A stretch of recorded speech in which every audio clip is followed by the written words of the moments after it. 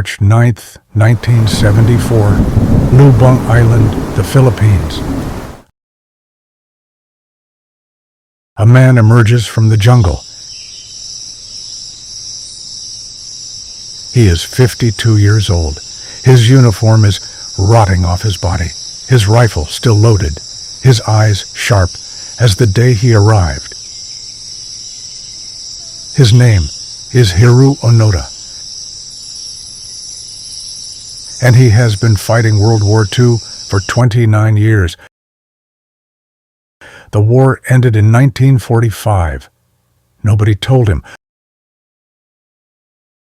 Or rather, they tried. He just didn't believe them. The last soldier. To understand Hiroo Onoda, you have to understand the Japan he was born into. In the 1930s and 40s, Japan was consumed by war. A war the military had convinced its people was sacred. Surrender was not a word in their vocabulary. It was disgrace. Japanese soldiers were trained to fight to the last breath. To die in battle was honorable. To be captured was unthinkable. This was the world Hiroo Onoda grew up in. Born on March 19, 1922, in Kainan, Japan. Onoda enlisted in the Imperial Japanese Army at 18. Smart, disciplined, and sharp-minded, he was quickly flagged for something special. In 1944, the Japanese Army sent him to the Nakano School. The Nakano School was not your average military academy.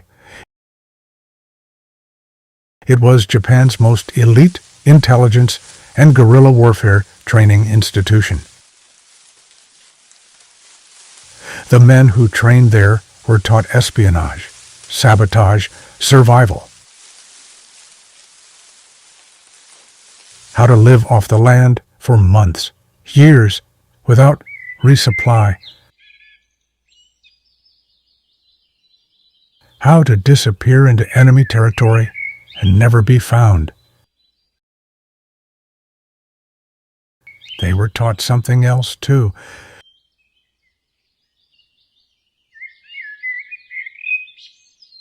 Something that would define Onoda's fate for the next 3 decades. Never surrender, never stop fighting. No matter what you hear, no matter what you see, your mission does not end until your commanding officer orders it to. Those words would become Onoda's entire world. December 26, 1944, Onoda is 22 years old. He is given his orders. He is to be deployed to Lubang Island in the Philippines. His mission: conduct guerrilla warfare, destroy the island's airstrip, disrupt Allied supply lines, gather intelligence. His commanding officer's final words were direct. You are to continue fighting. You will not surrender. When he arrived, things were already falling apart. The Japanese forces on Lubang were disorganized. Politics, ego, confusion. And then the Americans came. U.S. and Filipino forces stormed Lubang Island. Most Japanese troops were killed or surrendered. Most. But not Onoda. Together with 3 other soldiers, Onoda fled into the mountains. August 15th, 1945, Emperor Hirohito delivers the most shocking radio broadcast in Japanese history. Japan surrenders. Around the world, the guns finally went quiet, except on Lubang Island. Then, in October 1945, a leaflet dropped from the sky. The war ended on August 15th. Come out of the jungle. Onoda picked it up. He read it carefully. It had to be a trick. Enemy propaganda. Over the following months and years, the Philippine government tried everything. Letters, photographs, personal messages. Every time Onoda reached the same conclusion. Forgeries. All of it. The war was not over. He was certain of it. What followed was one of the most extraordinary and tragic chapters in the history of any war. For years, Onoda and his 3 companions lived completely off the land. They hunted and foraged. They raided local farms for rice and cattle. They moved constantly, never staying in one place too long. They were ghosts. But they were dangerous ghosts.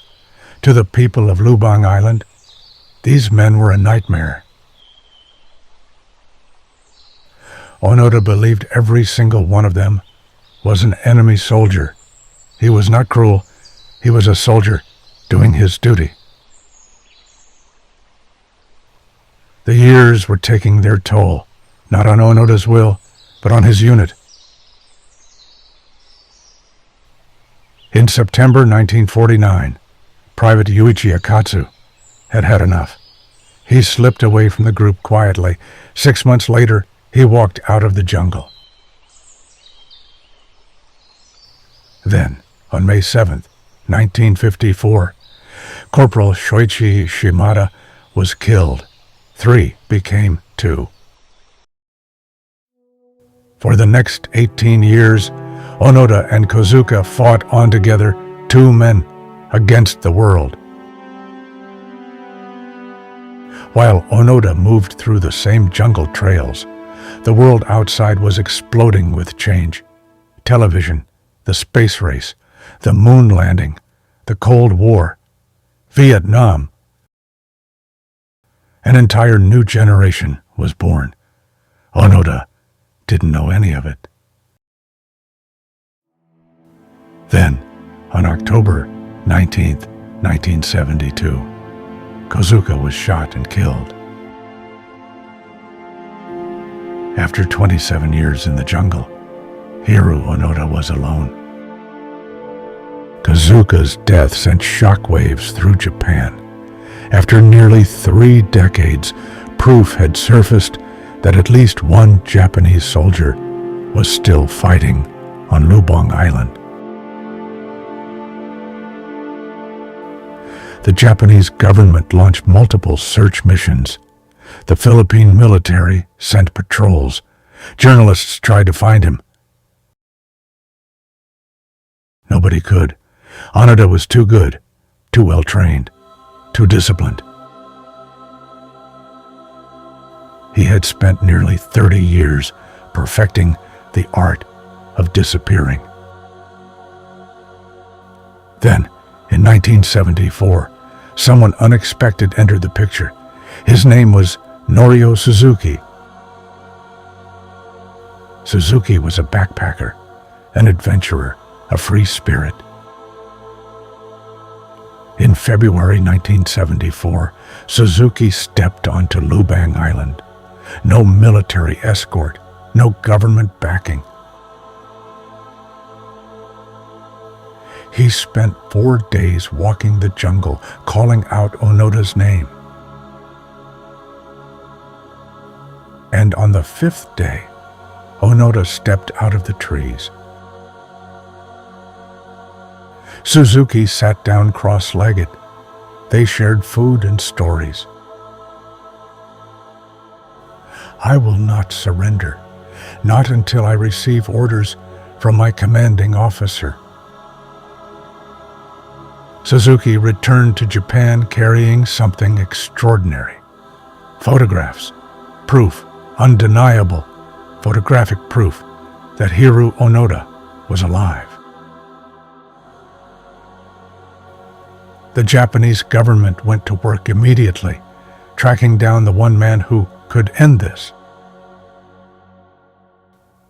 Major Yoshimi Taniguchi, Onoda's former commanding officer. He had left the military decades ago. He sold books. He had no idea his soldier was still out there. On March 9, 1974, Taniguchi arrived on Lubang Island and walked into the jungle with Suzuki as his guide. When Onoda saw him, something shifted. This was not propaganda. This was his commanding officer. Taniguchi reached into his jacket. He pulled out a folded document and began to read aloud. In accordance with the Imperial Japanese Army, all combat activity is to cease immediately. Second Lieutenant Hiroo Onoda is hereby relieved of all military duties. He removed his rifle from his shoulder. He laid it on the ground. I fought for 30 years. I was doing my duty. The next day, March 10th, 1974, Hiroo Onoda formally surrendered to Philippine authorities at Lubang's radar base. He was 52 years old. Onoda handed over his Type 99 Arisaka rifle, 500 rounds of ammunition, hand grenades, and the dagger his mother had given him in 1944. He had never used the dagger. He had kept it for 30 years. He received a full pardon for everything that had happened during his years in the jungle. When Onoda landed in Tokyo, 8,000 people were waiting for him. Japan received him as a national hero. But something wasn't right. The Japan he returned to was nothing like the Japan he left. He felt like a stranger. Within a year, Hiroo Onoda emigrated to Brazil. He bought a cattle ranch and built a quiet life. In 1984, he returned to Japan and founded the Onoda Nature School. He wanted to give them something he believed the modern world had forgotten: resilience, purpose, the ability to endure. Hiroo Onoda died on January 16, 2014. He was 91 years old. His story remains one of the most debated in modern history. Was he a hero, a victim, a casualty of a system? Perhaps he was all three. For 30 years, through rain and heat and hunger and loneliness, watching his companions die one by one, Hiroo Onoda never broke. He never quit. He never stopped believing that what he was doing mattered. There is something haunting about a man who never did. History buried him for 30 years.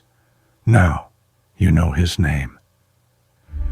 If this story hit you the way it hit me, subscribe, because the next one is even more unbelievable.